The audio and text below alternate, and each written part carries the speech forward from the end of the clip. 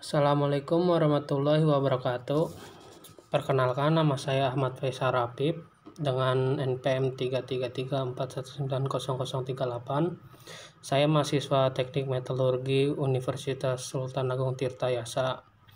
Di sini saya ingin mempresentasikan tugas saya dari mata kuliah Kimia Fisika tentang kesetimbangan fasa, di mana yang berfokus pada diagram fasa biner dan diagram fasa terner.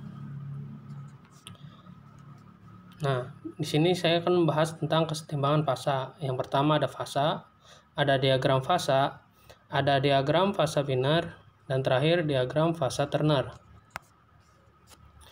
Apa itu fasa?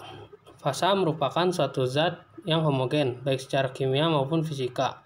Atau dapat juga dikatakan bahwa sebuah sistem yang homogen adalah suatu fasa yang dapat dipisahkan secara mekanik. Secara umum telah dikenal sebagai 3 kelompok fasa, yaitu ada fasa gas, fasa cair, dan fasa padat. Fasa juga dapat berubah. Perubahan fasa yaitu perubahan bentuk suatu zat menjadi bentuk lain. Salah satu penyebab perubahan fasa ini tersebut adalah faktor kalor. Nah, di sini ada contohnya. Dari fasa cair dapat berubah menjadi fasa padat atau solid dengan proses perubahan fasa yang disebut membeku, maupun sebaliknya dari padat ke cair dengan proses perubahan yang dinamakan melebur. Ada juga dari padat ke gas, itu namanya menyublim, ataupun dari fasa gas ke padat, itu namanya mengkristal. Ada yang terakhir, ada dari fasa cair ke gas, itu menguap, dan fasa gas ke cair itu disebut perubahan mengembun. Diagram fasa.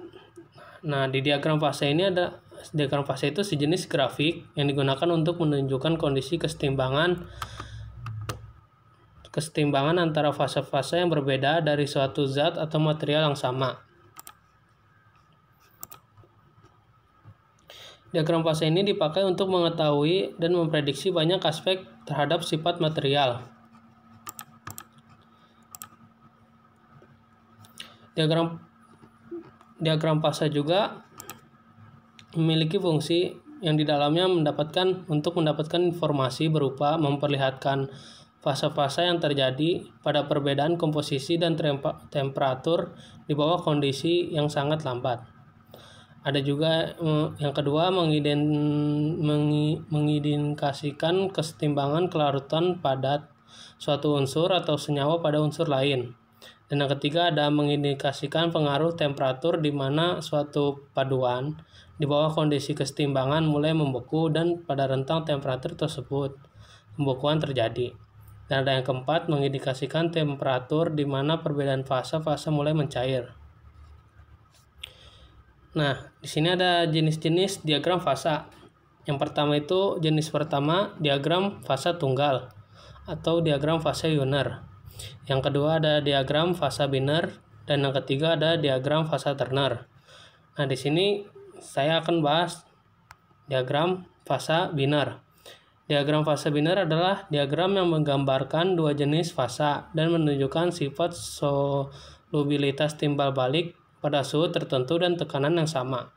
Diagram biner adalah diagram yang menunjukkan sistem dari dua fasa atau dari dua zat dalam campuran yang ditunjukkan oleh hubungan temperatur terhadap konsentrasi relatif zatnya. Nah, berikut ini contoh dari diagram biner. Contohnya di sini ada diagram fasa PB dan SN.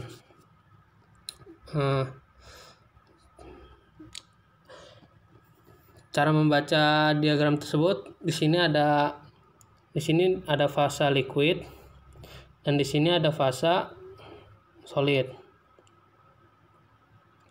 Nah, di sini ada yang namanya garis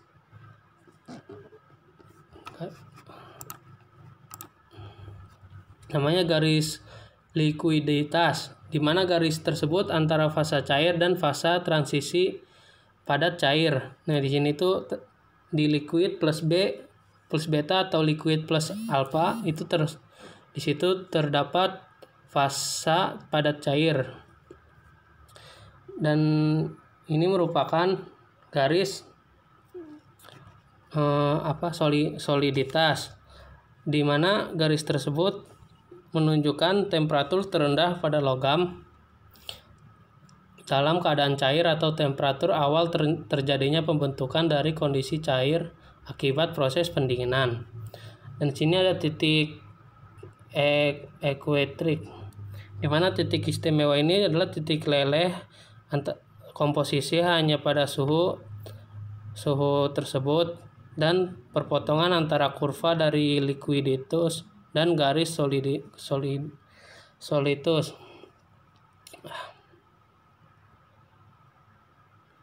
Nah, yang kedua ada diagram fasa Turner. Diagram fasa Turner adalah diagram yang membentuk segitiga sama sisi di mana sudut-sudutnya ditempati oleh komponen zat. Sisi-sisinya itu terdapat ukuran yang sama yang menyatakan 100% zat yang berbeda pada setiap sudut-sudutnya.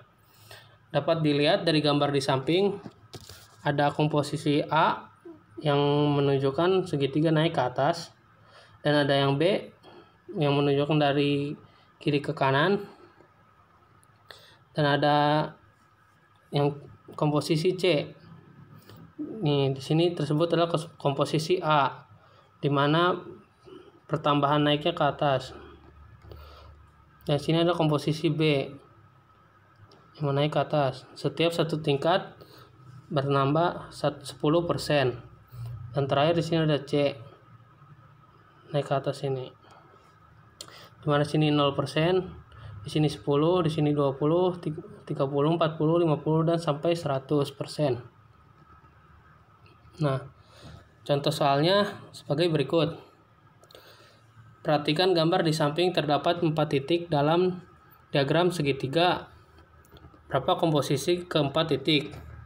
Nah, di sini ada titik pertama. Di titik pertama itu dapat dilihat di skala A. Skala itu kita lihat di samping kanan. Titik 1 berada di tempat 60%. Dan titik 1 di komposisi B bertempat di 20%. Dan titik 1 juga di komposisi C terletak di 20%.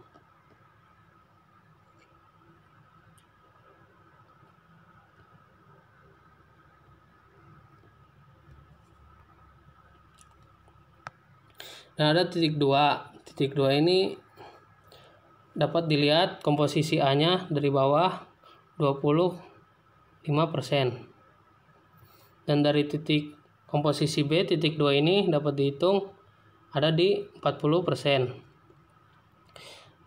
Dan titik 2 tersebut juga untuk komposisi C dapat dihitung dari sini 35%. Dan selanjutnya titik ketiga, untuk komposisi A di titik ketiga berada di 10%. Dan komposisi B untuk titik ketiga ada di 70%.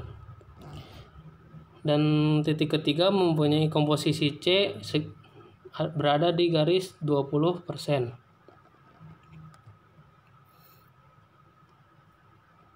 Dan terakhir titik keempat dapat dilihat bahwa komposisi A di titik keempat adalah 0%. Di titik B dapat dihitung di titik di garis 25%. Dan C-nya, komposisi C pada titik keempat adalah 75%. Sekian dari saya untuk cara membaca diagram fasa Wiener maupun diagram fasa Turner. Sekian dari saya. Terima kasih telah menonton. Jika ada kritik yang membangun atau saran, dapat tulis di komentar di bawah ini. Terima kasih.